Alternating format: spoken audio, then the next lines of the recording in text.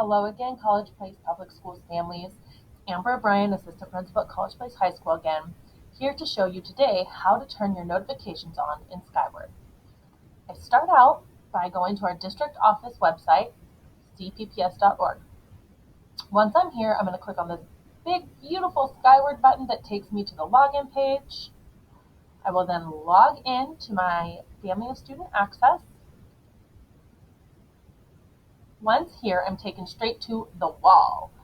The wall is where you'll have different posts. So for example, here I've got a welcome message from Mr. Kasenga for my middle school student. And then if you scroll down, you see notifications from teachers perhaps, or food services. But for now, I'm going to show you how to turn those notifications on. So first I want to make sure I have all students here.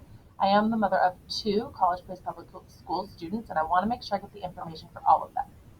So my first step is I'm going to click on my account right here, and you will see it takes you to this handy screen. Please excuse my beautiful artwork here, blocking out my personal information. Really takes me back to like the original computers with that paint program where we thought we were artists. Anyways, so down here is where we're going to focus on email notifications. You can see attendance as well as progress reports. I like to know everything, so I'm going to select both of those. And I want wall message, which is that first screen when you log into the Family Access for attendance. And then I want weekly progress reports for my students, so I selected weekly here.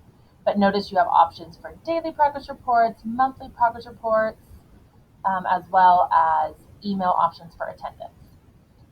I'm going to click save.